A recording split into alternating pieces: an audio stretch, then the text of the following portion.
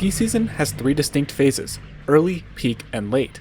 And while a vast majority of people ski in peak season for a plethora of reasons, early and late both offer immense benefits for those willing to branch out a little. In this mini-series, we're going to tell you all you need to know about the two less popular phases, starting with the former in this video. Join us as we explore the basics of skiing in the early season.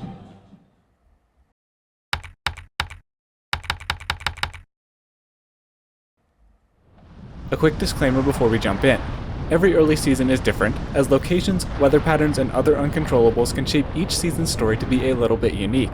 We have this experience primarily from early season skiing in Colorado, so our takes may reflect as such. Please bear in mind that this is not fully representative of every mountain in every region's every early season. Now, let's start by discussing the simplest aspect. When is the early season? This primarily depends on the geographic region and the weather patterns throughout the full season, but everyone's definition is a little different. In Colorado, in our opinion, the peak season typically runs from around Christmas through mid-March. This peak is, of course, defined by the highest visitation to ski resorts, along with the best snow conditions and most frequent snowfall. You may be surprised to find out that the deepest snow base depths typically occur in the late season, but we'll cover that more in the sequel to this video. As a more general rule, the beginning of peak season is defined by the point at which most of the conditions we discuss throughout the rest of this video are mostly or fully fulfilled. Thus, the early season runs from when the first ski resort opens for the season until this threshold. In Colorado, this includes opening in October or early November and skis all the way through mid-December or later. It's the shortest phase of the three and is the most starkly different from the other two. Let's go over what all makes it this way, starting with the weather. When ski resorts typically open, it's rarely off of natural snowfall. As such, ski season often commences extremely early into the snow season, with some ski areas and regions like the Midwest capable of opening even before the first natural snowfall. The typical opening of the majority of large ski areas falls in mid-November up to early December, which is right towards the end of fall and transition to true winter.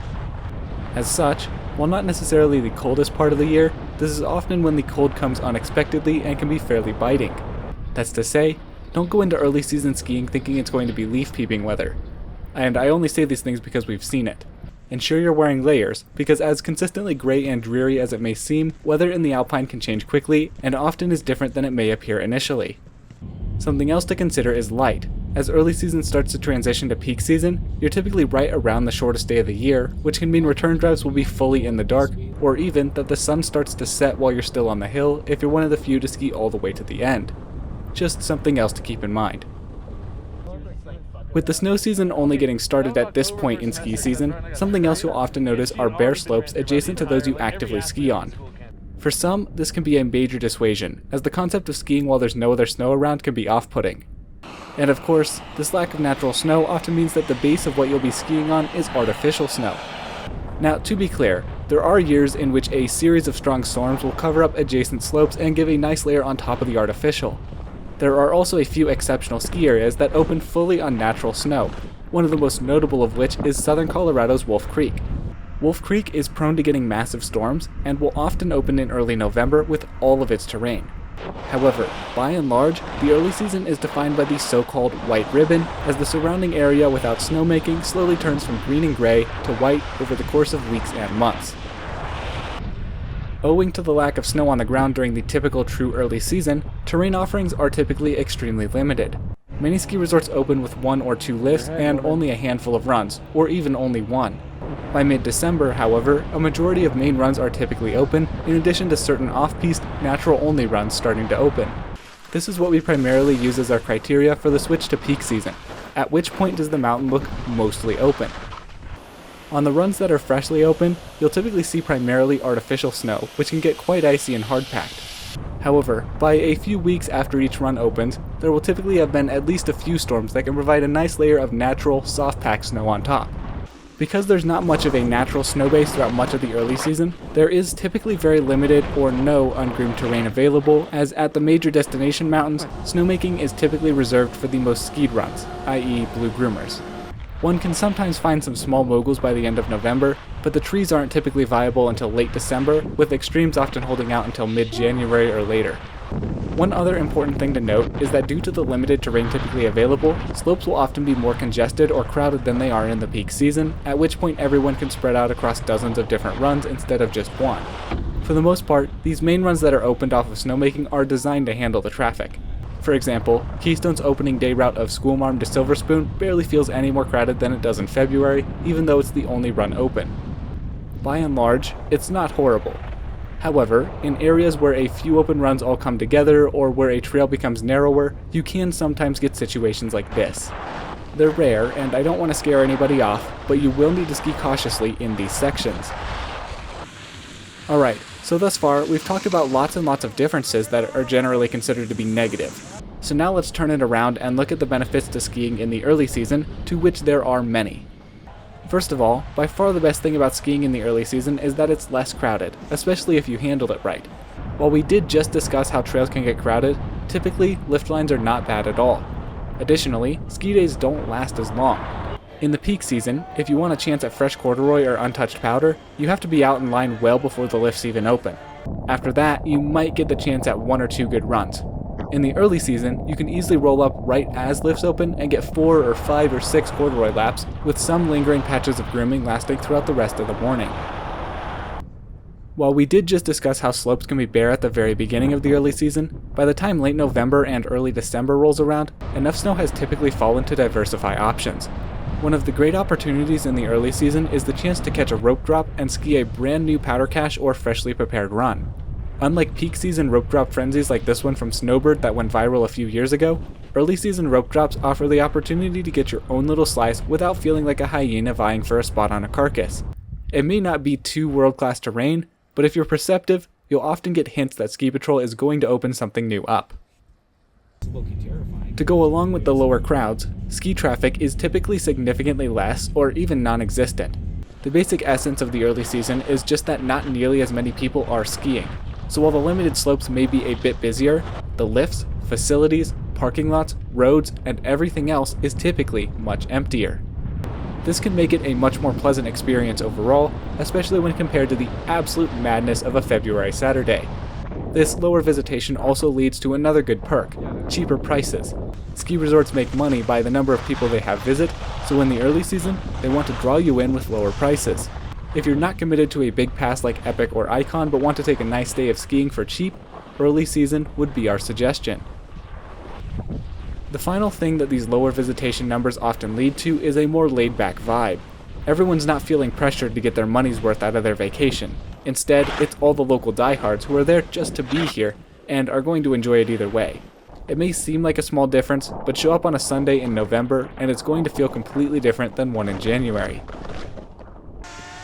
Of course, let's make it very clear that the early season is not for everyone. Those of you who have watched us for a while probably know that there are 2 of us who write videos. I, the voice of SRG Skiing, am Shang Rei, and I love skiing in the early season. My good friend and YouTube partner Arjun hates it, and will only go if there's miraculously some legitimate off-piste terrain open.